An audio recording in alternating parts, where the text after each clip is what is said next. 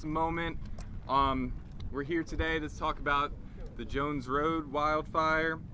I'm just going to go through our speakers real quick, spell their names, introduce them to you. Our first speaker is going to be Sean LaTourette. Sean spells his name S-H-A-W-N, LaTourette, L-A-T-O-U-R-E-T-T-E. He is the Commissioner of the New Jersey Department of Environmental Protection. Next, we are going to hear from Bill Donnelly. Bill spelled B-I-L-L, Donnelly, D-O-N-N-E-L-L-Y, and he is the Chief of the New Jersey Forest Fire Service. After Bill, we're going to hear from Trevor Raynor, T-R-E-V-O-R, Raynor, R-A-Y-N-O-R. He is a Division Forest Fire Warden. After Trevor, we're going to hear from Peter Curatello. He is the Mayor of Lacey Township. Peter, P-E-T-E-R, and then his last name is C-U-R-A-T-O-L-O. And then finally, we're going to hear from Chris Honig, Chris, C-H-R-I-S, Honig, H-O-E-N-I-G, and he is a spokesperson for JCPL. There's a lot of you here today, so after our brief speaking program, we will do questions. We're going to keep it orderly. We're going to start on my left and move this way. Without further ado, Commissioner LaTourette.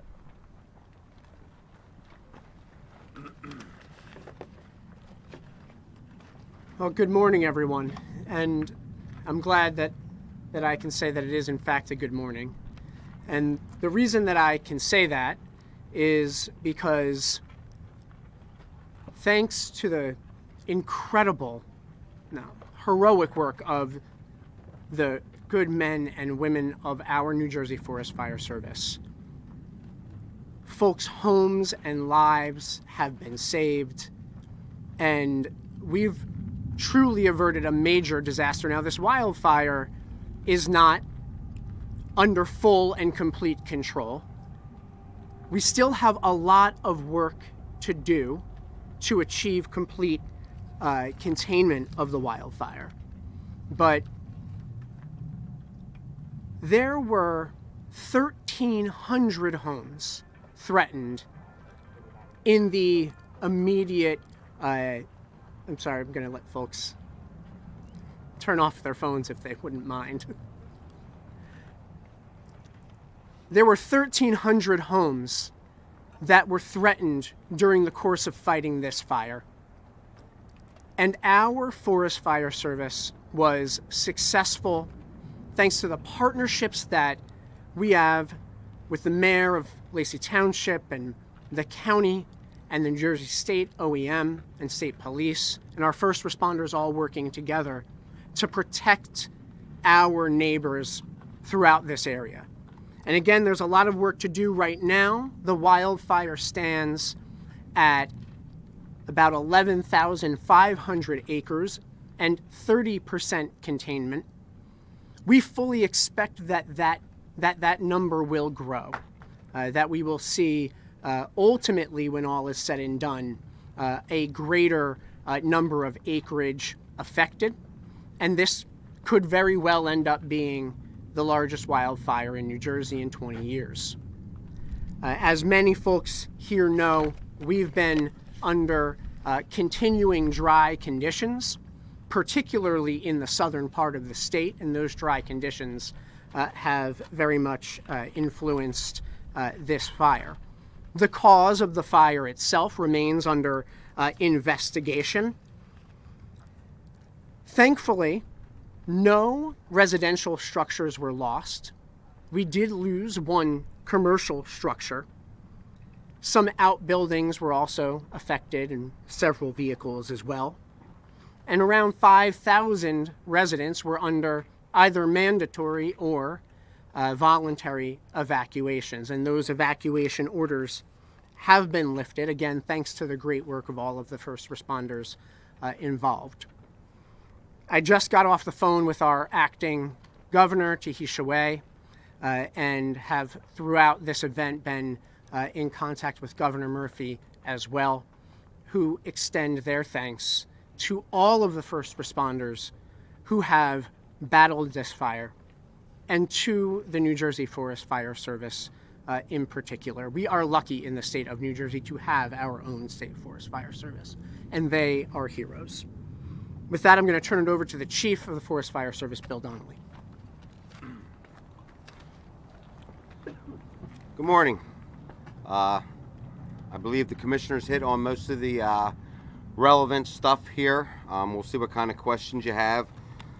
But everyone knows that we were coming off a really busy fall. We got to see you guys quite a bit back in October and November. And other than that little holiday break we had there, our folks have been in it non-stop. This time last year, we were at 310 wildfires for a total of 315 acres burned. This year, for this same period, we're at 662 wildfires with 16,572 acres burned. Just an update on the fire we had down in Vineland, Cumberland County over the weekend. That fire stands at 1,327 acres and is still 80% contained. I too would just like to thank our first responders, our partners. Like you mentioned, we had some folks from DOT, State Police OEM, the local PDs, and at that point there, I'm going to turn it over to Trevor. Trevor's going to tell you what the plan is going forward. Thank you, Bill, and good morning, everybody. So the Jones Road wildfire started yesterday morning. It was detected by Cedar Bridge Fire Tower. The fire observer in Cedar Bridge Fire Tower, when he climbed the tower that morning, he saw the wildfire and reported it at approximately 9:45 yesterday morning. We dispatched resources right off the bat. They arrived on location. The wildfire was about 10 to 20 acres upon arrival. And we had resources there quickly. We dispatched aircraft, and even with a big show of force to contain this fire, it still grew to be a large wildfire. So our initial attack efforts failed because of extreme fire behavior, dry, droughty fuels, spring fire season, windy, low RH, which is relative humidity. So we had difficulty containing it to our initial box where we tried to keep it in to prevent it from spreading. That initial box failed. We went to bigger, more substantial roads. That failed. We eventually went to the Garden State Parkway. It grew out of our reach there and eventually burned to Route 9 and became the fire that we see it is today. So a lot of hard work, a lot of aircraft, a lot of moving parts, a lot of fire trucks out there, and these relationships and these cooperative agencies that we rely on so much. So they're really important to us. Police departments, fire departments, DOT, any OEMs, they're just super critical in this team effort to contain these fires. So excellent job by all yesterday. We're still at it today. You can see the smoke behind us. We aren't out of the woods yet. We feel good about this, but we're still working toward it. Going forward, what's our plan? So our plan is to get people back home, get roads reopened, and knock that smoke down. So we're going to do that through mop up and patrol. We've got approximately 100 firefighters on the fire line today, and they're out there working really hard, squirting out water along the Parkway so there's no smoke on that morning commute or evening commute. They're putting out stumps and logs around homes so that there's no smoke and they can open their windows and their homes are safe and they feel safe. We understand the evacuations were very disruptive. We'd like to thank the public for being understanding and patient with us. So thank you to the public. We're going to continue to knock back the smoke, reopen the roads, reduce the traffic. We're continuing damage assessments as we speak. The utility companies are getting back in there. We're working with them to re-energize power lines. All the evacuations have been lifted, and there only remains Route 532, which is Wells Mills Road, closed, and Bryant Road, which is a local forest road, is currently closed. Thank you. Mayor?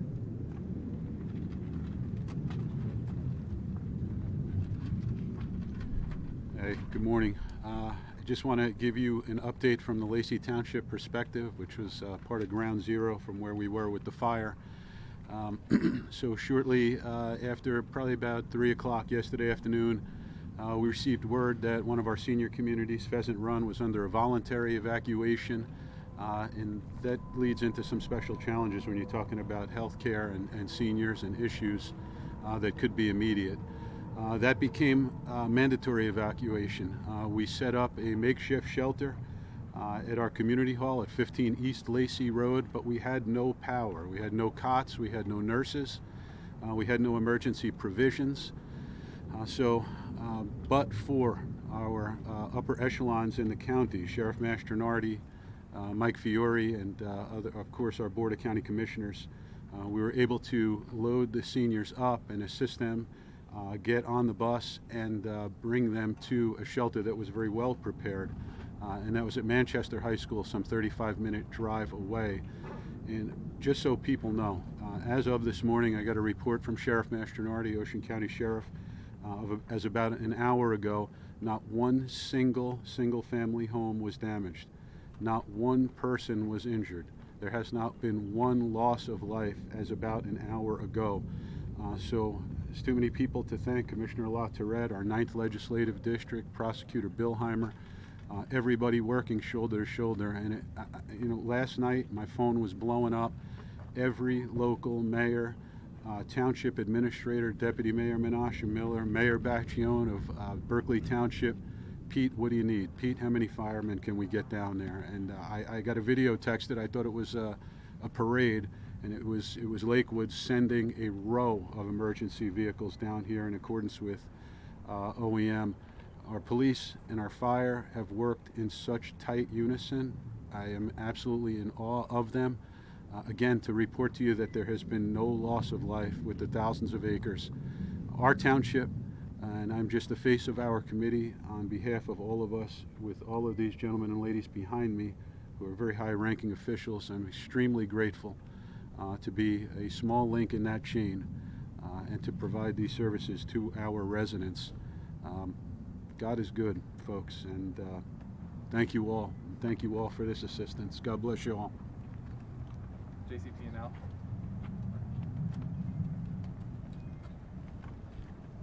Good morning. First, we'd like to thank our customers for their patience and understanding during this event. We recognize that any power outage is challenging, and in a situation as stressful as this fire and the past 12 to 24 hours have been, we really appreciate their patience and understanding. We also want to recognize the Forest Fire Service and their fire command. We work with emergency management personnel on the municipal, county, and state level every day. We have been in close contact and coordination with the fire command since we were notified of this fire early yesterday. At approximately 6 p.m. yesterday, we did receive a request from the fire command to de-energize all of our lines going in and out of our Oyster Creek substation. This resulted in an outage affecting approximately 25,000 customers. That includes pretty much all of our customers in Barnegat and Ocean Townships, as well as about 3/4 of our customers in Lacey. This morning, we were cleared to begin our damage assessments. Our crews have been out since early this morning surveying our lines, checking our poles, our wires, our devices to see what can handle power, what damage there is. And we will begin the restoration process as those surveys are completed. At this time, we do expect that our customers in Lacey, approximately 6,700 customers, will be restored early this afternoon. Our remaining customers will be restored as those surveys are completed. We have been proactively communicating with our affected customers throughout this process. We continue to do so. We encourage any customers that are affected to follow the updates on the outage map on our website, jcp-l.com. And if they have not already done so, register for our text alert system. They can text REG, R-E-G, to 544-487. We will provide ETR updates, restoration timing updates, via the text alert system. And even if customers are not affected, we encourage them to go ahead and register for that system, as you can report outages via text messages, receive outage updates, even check your bill via text message. Thank you. All right, so we're gonna do questions now. Like I stated earlier, we're gonna start from the left and go to the right. Please raise your hand and we'll go down the line. This is for anyone. You talked about you guys expect the number of acres burned to grow and for this wildfire to be the largest in New Jersey in the past 20 years. Can you just speak to the difficulty of that and what firefighters are facing as the days go on? Sure. So it may be the largest in 20 years, based on how we are anticipating the fire movement. I'm sorry. Sorry, I was responding to the questioner. How dare I? Let me respond to the cameras. So, as I had mentioned before, we are anticipating the fire to grow from beyond the current estimate of 11,500 acres at 30% containment. And that is because this is still a very active fire. And there are burnout operations that are ongoing. Trevor could step up and explain that a bit more to you. But as we continue to get this under full control, the expectation is that that number of acres will grow, and grow in a place that is unpopulated, that is more open wilderness. But in order to fully contain the fire, more burnout operations are necessary, and that will likely increase the overall acreage. Trevor, do you have anything to add? No, you got it. Commissioner.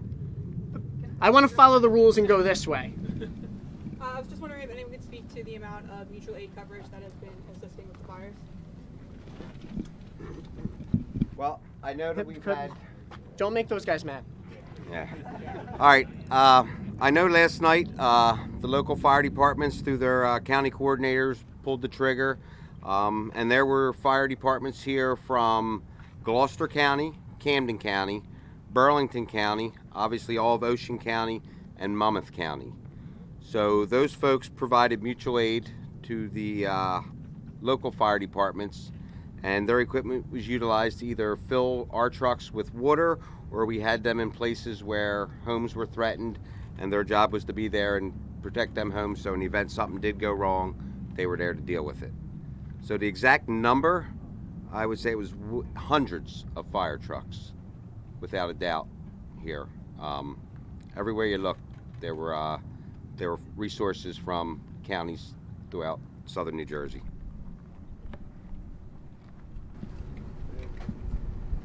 Do you anticipate full containment by when? Is there an idea? So the question is about when we can anticipate full containment.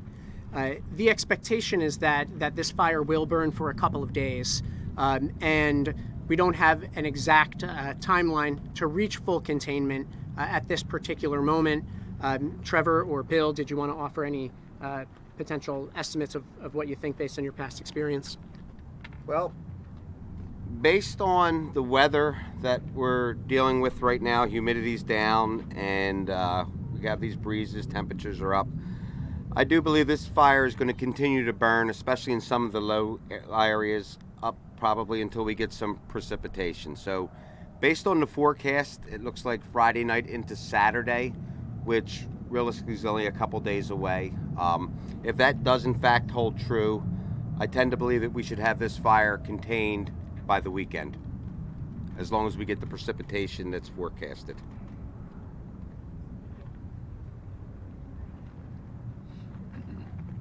Jimmy, do you want to? I think we might have skipped someone. Yep, right here. Yep. I was just wondering, you said there was one commercial structure, I believe it was burned.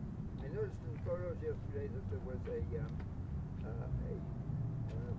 factory or a warehouse or something that has emergency equipment for fire departments. Is that the structure that was burned? No. Yeah, I could answer that, sir. So that was in the southern part of our town, Lacey Township, in the industrial park. Yeah. And that was Liberty garage door and awning. It's completely destroyed. It's on Old Shore Road.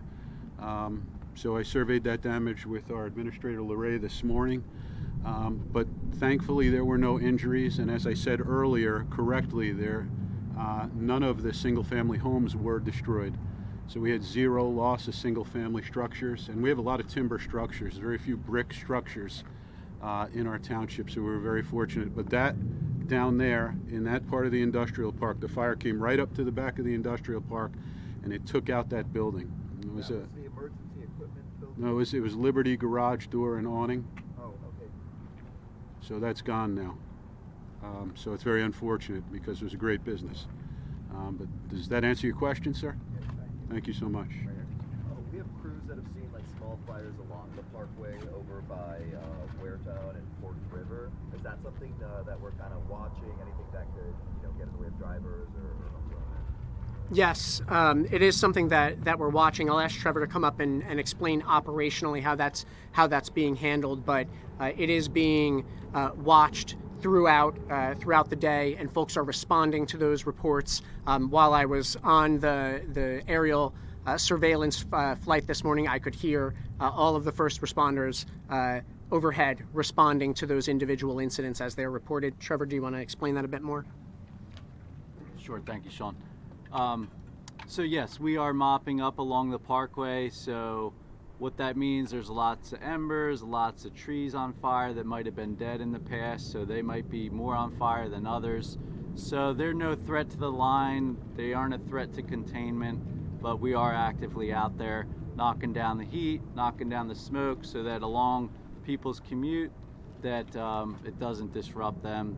There's not going to be any traffic concerns or road safety concerns. You talked about several failed measures in the beginning when the fire first started. How unusual is it for that to happen over and over again? And is that directly attributed to the weather and the conditions we saw yesterday? So this fire, it was a dangerous wildfire moving quickly.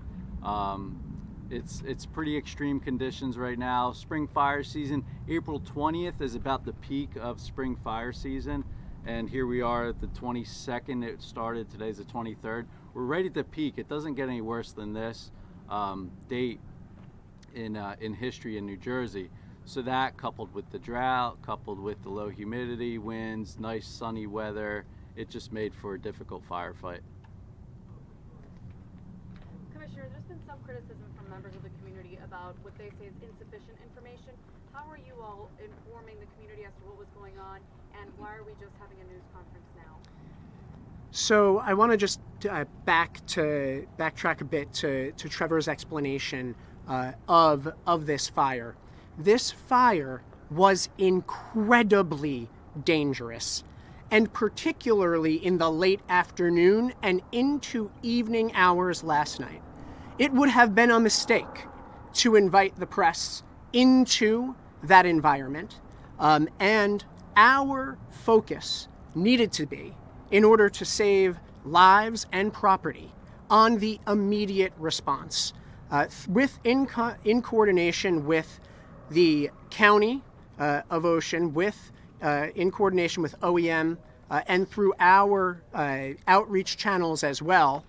Information was being consistently provided, and I would encourage every resident of the state of New Jersey to follow the New Jersey Forest Fire Service on any media channel that is familiar and comfortable to you, whether it's on X or Facebook, so that you are getting the real-time updates, because they go right there, right away. But no, a media briefing was not offered last night. It frankly wasn't safe for us to bring folks into that area.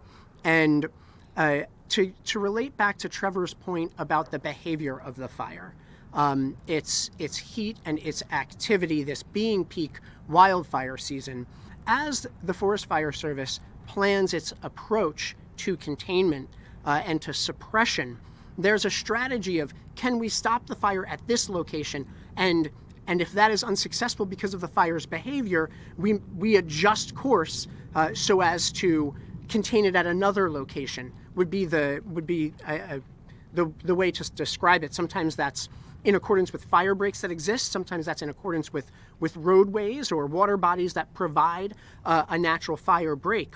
But as this fire was behaving very actively and fiercely, it was effectively throwing itself, meaning that from the main fire on the west side of the Parkway, winds were carrying embers that landed in another spot, creating a flanking fire.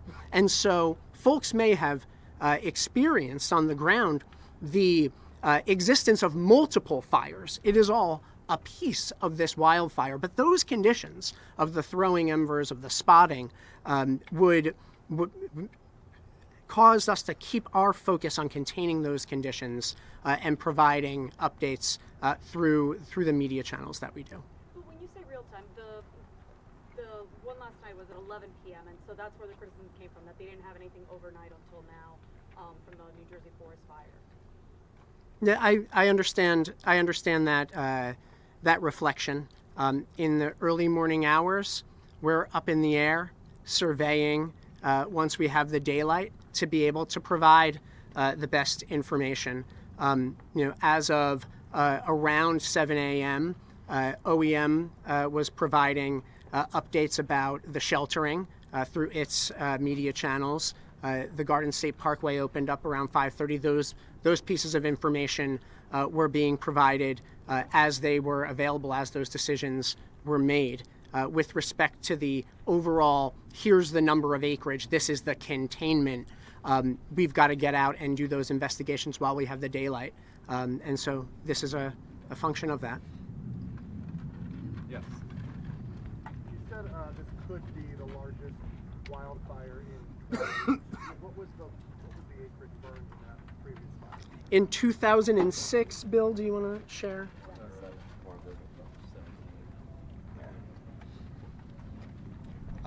Right here, the area we're standing in, 2007, we had a 17,000 acre wildfire that came across 539 as a result of a military exercise. And that fire went from 539, actually from the bombing range down there, if anybody's familiar with that, all the way to the Parkway and down to Route 72. So that there was a 17,000 acre fire that occurred 19 years ago. So if this one isn't the next 20 years, it's probably the 18 years. Trish? We know from previous reporting that this areas like this can be particularly challenging because they're heavily wooded but also heavily populated. Can anybody talk about the challenges in navigating that with so many people and so much infrastructure in the area? And also, is anything being looked at in terms of wildfires and future planning and future development of this area and future preservation to mitigate situations like that? Sure. We find ourselves in this very fire at the wildland-urban interface, right? That place where the open wilderness meets our developed built environment. And that place, that interface, is a highly risky place. And there are a number of ways to address and reduce those risks. Earlier this year, at a round table that the governor hosted, which Senator Amato, right behind me, was with, and is an outstanding supporter of the Forest Fire Service. We launched the New Jersey Wildfire Smart campaign, which has a number of different components. You can find that right on the DEP website at dep.nj.gov. Part of that has to do with helping individual property owners understand and reduce risks of living along that wildland-urban interface. How can they characterize those risks? What specific actions can they take around properties? Same true of commercial properties at that interface as well, right? That type of risk mapping and advice for how to reduce those risks on private properties is available right on our website.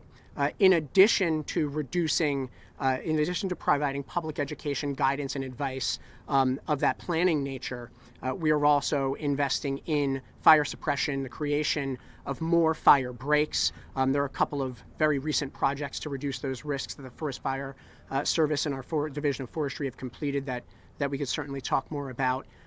But there's no one silver bullet, if you will. Right? It's a network of strategies, a network of solutions that need to be pursued concertedly and across every level of government. And we're fortunate, here in Ocean County, that the county takes fire suppression, fire safety so very seriously, and we're grateful for their support as well. I don't know if Assemblyman or Senator, if there's folks from Ocean, if you have any folks or points you want to share on that from a county perspective. The Sheriff's Department is assisting our local agencies, providing patrol and traffic functions and coordinating with state OEM, our OEM is also coordinating with our sister agencies and doing whatever's provided. We are putting out equipment, all the equipment that's necessary that we're able to provide, and asking the state for their resources as well. But everything is coming together nicely. We can't commend the efforts of the firefighters enough. It's just been a tremendous response from the state, and all our local volunteers have been phenomenal. And the fact that there's no loss of life and no loss of homes and residential structures is just a phenomenal compliment to their efforts on this scene. Thank you, Sheriff. Wayne? Did the total number of evacuees exceed 3,000 as listed last night? And then for JCPL, forgive my ignorance on this. What was the need to cut power? Like, what would the danger have been to leave it on? We'll ask JCPL, and then we can ask OEM to advise on that evacuation. So the request to de-energize the lines in and out of Oyster Creek substation was for the safety of the fire crews that were... Hold on 1 second.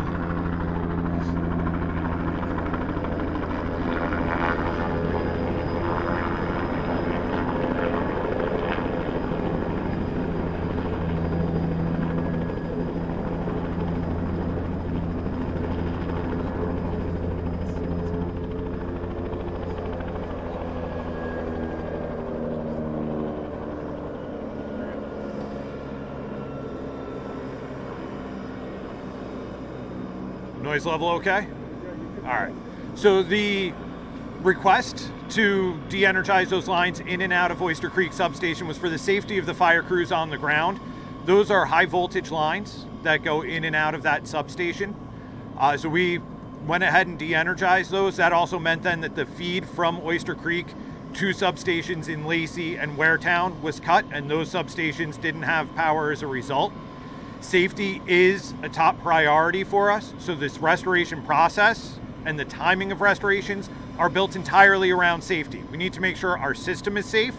We need to make sure that even once our system is safe, the area that we are re-energizing is safe, that we are not putting fire crews at risk, we are not putting our crews at risk, we are not putting the general public at risk by energizing the lines. At risk of what? A live wire falling on them, basically? Live wire coming down, just that electricity is a very dangerous, object. The high voltage lines have a clearance field around them. So just making sure that all clearances were safe, that everybody's able to operate and do everything they need to do to prioritize the suppression of the fire and not have to worry about the lines that are there. And the total number of evacuees, anyone? Yeah, so right now, between Lacey Township and Ocean Township, Waretown, the total number of evacuees is approximately 5,000 people. So as soon as things are under control, we're going to transition those folks back safely to their home. We'll have transportation provisions made for them. And the situation is we are continuing to communicate with our people. I would caution our people, our residents within earshot of my voice, our voices, and eyeshot of our faces. Follow the directions of your OEM and your police, and not the social media rumors, because that oftentimes causes confusion. I have had some internet issues at Town Hall. We are working on preparing a statement that will be posted as soon as possible. And I credit also our Chief of Police in every storm event or any event like this, do due diligence as a town father to call the infirm, call the immobile, call seniors that need help. We've done that. And I know some of our officers have even gone door to door. So again, for the DEP, the 9th District, our commissioners here in Ocean County, appreciate the help. We can't do it alone in our zip codes, and just very grateful to everyone here. Thank you. Yes, sir. Yes, this is for the commissioner. Can you discuss the risk profile right now? I know an hour or two ago there were these big walls of smoke clouds hovering over neighborhoods. It looked like it was a mile or two from many neighborhoods. Folks were a little rattled by that. What's the risk profile right now? And then B, what exactly are you doing at this moment on the ground? Sure. I'll invite Bill and Trevor up to talk through some of the operational perspectives so that you can understand what those considerations are, the backfiring operations that are going on, the suppression activities as we get reports of concern like what you're talking about.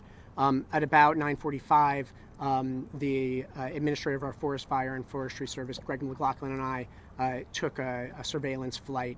And I can understand the perspective of homeowners, because I can see with my own eyes, and there's video we can share with the press, that the proximity to the neighborhoods east of the Parkway, and particularly east of Route 9, that there would be concern in those communities.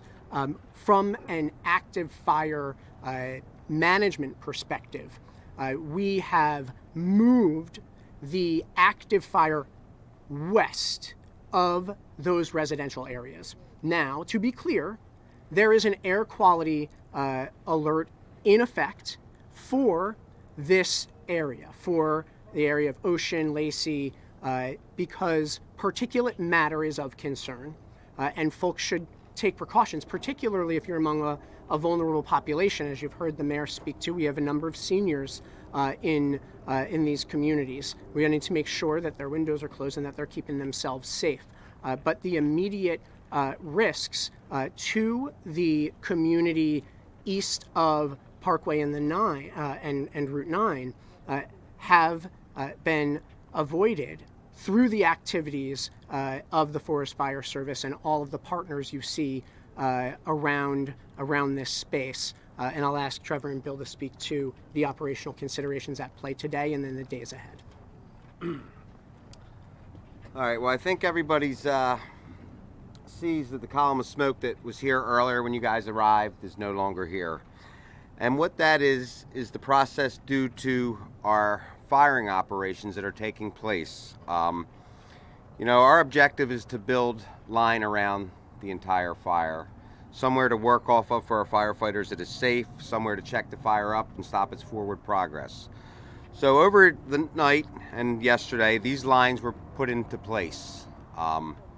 Once these lines are in place and they're secure, our fire operations begin. So those firing operations occur out in front of, whether it's the main body of fire, the flank of the fire. Either way, we need to remove the fuel prior to the main fire arriving at these control lines or containment lines. And what you saw this morning was the actual main body of fire working in the direction of our control lines, where we had some fire lit, burning back towards the main fire, consuming the fuel ahead of it, and therefore, if you look out there, you'll notice that most of the smoke is gone, which is a good indication, because what you see today, where it goes from a lot of smoke to no smoke, yesterday was just the opposite. We went from a little bit of smoke to look like the world was coming to an end. So based on what I'm seeing here today, you know, we've been standing out here for a little while, but I am extremely confident that the folks out there are making substantial progress. Now that's going to continue to burn. There's going to be little pockets of fuel that need to be consumed. And once we feel that all that fuel's been consumed, like the commissioner was talking about, that's what's going to up our total number of acreage. The area of the fire is not necessarily going to expand. It's going to be the total number of total amount of forest that's consumed. So what you're seeing now is the smoke's disappearing, which means that our techniques are working there's going to be little pockets, and therefore that's going to keep us from actually containing this at 100%. But I think based on what I'm seeing here, the containment should start to rise up, and definitely a good indication that the crews out there are making progress with this. More questions this way? Good, thank you. I have a couple. So I think that you addressed that there have been no loss of life. Is there anybody at this point, though, however, that is at least unaccounted for at this time? No, not that I am aware of. Mayor? No. And none is reported by the mayor as well. And then I have two follow-ups. I think you might have addressed this before, Commissioner, but I thought I overheard somebody ask about the Parkway. Is there still a chance that the Parkway could be shut down again? And then also, one of my coworkers had been hearing online or another report that there was maybe a half dozen unhoused that were living in the woods that might have been displaced because of the fire. Can you confirm that as well? And if so, can you elaborate a little more on it? I'll ask Trevor to come up and identify any issues with unhoused populations or campers that may have had to have been evacuated. With respect to the Parkway, right now the Parkway is open. We're working on the movement west of the Parkway, as Bill just explained, and we're keeping our eyes on the area that is adjacent to each side of the Parkway as well as the median, to make sure that anything that may pop up is handled immediately and doesn't become a greater problem. Is there any, though, indication now that there could be a possible closure, though, later, or is it at this point it's safe to say that the fire is enough away from the Parkway that it doesn't appear that could be the case? It would be irresponsible of me to tell you the Parkway wouldn't need to be closed if the fire suddenly begins changing its behavior different from what we see right now. You just heard the chief of the Forest Fire Service explain that he's confident with respect to the techniques being deployed and the wind direction and the wind speeds are in our favor today. So we're hopeful and we're confident, but I'm not going to tell you there's no chance, because wildfire is risky, right? Really, really risky, and it can change suddenly. I'm thinking the challenges between, it's already dry conditions already, and then of course the weather. What are the overall challenges as far as trying to figure out a cause right now? The cause is under investigation right now, actively. How challenging is it to try to get closer to finding out the reasoning behind the fire because of the conditions, and just you're already dealing with dry land as it is, and then just a quick hit of rain recently?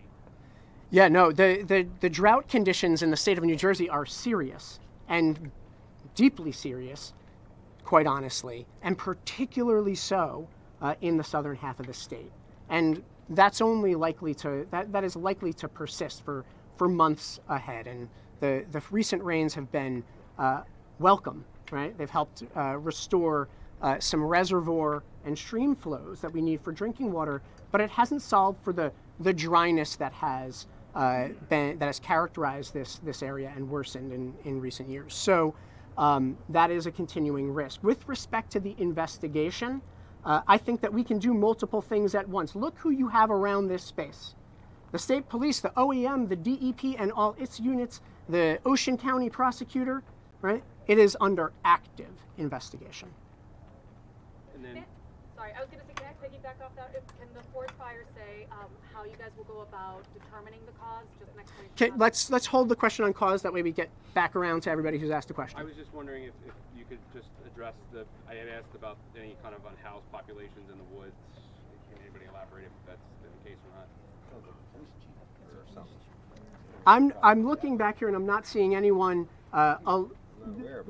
waking, eyes popping up that they know definitively that there has been such an issue. Okay. But we can ask that question and be in touch with you, share your information with Jimmy or Vincent over there. All right, thank you, Commissioner.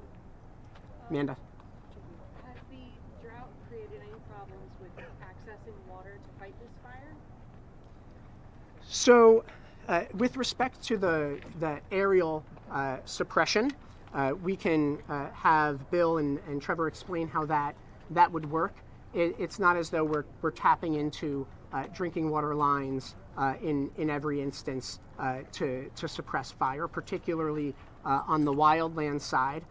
You've heard the chief explain how we are fighting fire with fire to consume fuels in that context. Certainly, the tapping of hydrants by all of our volunteers and contributors to this effort overnight, particularly to provide structural protection. That does tax the water systems, but thankfully we have seen some rebound in stream flows. If you go over to our drought website, you'll see that there's been some rebound, but we are still in a drought warning status in the state of New Jersey. Thank you guys. It just in terms of. But let me. Oh, you didn't ask a question yet. I'm sorry. Right, in smoke and air quality, do you anticipate it affecting other parts of the state, or going north or going south? So I think the best way to answer that question in the moment would say at this moment what we're seeing northerly winds, right? And so the best way to anticipate whether it might affect you would be to go to if you've got a smartphone, go to the App Store and go to Air Now and download that app, and you will be able to see real-time trajectories of wildfire smoke as it may change throughout the course of this burnout operation, which will be lengthy. But right now, the air quality action alert is for this area of Southern Ocean County. I do have a question. In terms of this air quality alert, I mean, there are some health concerns, especially to people who already have a hard time breathing. What precautions are you encouraging those people to take? Yes, so I would, first of all, encourage folks to go to dp.nj.gov, and you will see a link right there to the air quality recommendations for individuals. Ocean County has also put out information to help guide its residents through all its local channels. These can be simple things about keeping the air in your car recycling as opposed to drawing in outdoor air, keeping your windows closed, not spending unnecessary time outdoors if you are particularly vulnerable, if you do have underlying pulmonary and respiratory conditions, seniors, young children, of course, as well. All of that information is available from both the County Health Department and the DEP. Thank you. And then I just wanted to ask Chief Donnelly if he can explain how you go about determining the cause of the fire and if you have a potential cause as of now. Well, as of right now, the investigation was set to start taking place here probably sometime around lunchtime. One of the things about Ocean County, it's a fantastic town, or county, I guess you would say, to actually do wildland fire investigation. Cooperation between the local PDs, the county fire marshal's office, the prosecutor's office, and the Forest Fire Service, we have a wildland fire investigation task force. And those folks are well versed in investigating wildfires. So what they will determine is the area that the fire started. They will continue on to find the origin of why the fire started, the cause, and then depending on what that cause is will depend on how this is handled. But I'm very confident that they will come up with some sort of a determination, and once that determination is made and all their I's are dotted and their T's are crossed, we will make that information available to you. But as of right now, like I said, sometime around lunchtime, I know this task force was gathering up and going to make their way out there. You got to understand, a lot going on out there. There's a lot of moving parts, a lot of smoke, a lot of fire, things like that. So the cause of the fire is probably not going anywhere. These guys will be able to go in and determine it. But again, it's typically a hostile environment in the area where fire started and getting into where the fire actually originated. So that will be, they're in the process of doing that right now. So do they start where the fire originated, or how do they determine out of that? Well, they will determine that based on where the fire came from, right? They'll use basically their fire behavior education, determine how the fire behaved, and then track it back where the fire came from based on some indicators and things like that. That'll allow them to see where the fire came from and where it actually originated. Can you confirm, though, whether there's there's an investigation as to if it was like an unattended campfire or something like Oh, there's. I want to be clear about one thing. You are asking questions of multiple law enforcement officials, and under absolutely no circumstances will we tell you the details of an ongoing investigation. So, but stay tuned. We do investigate, and we figure out what happened, and we take action if such action is warranted. All right. I think we're good. I'll take sideline questions from anybody who may need them. What are you looking for, buddy?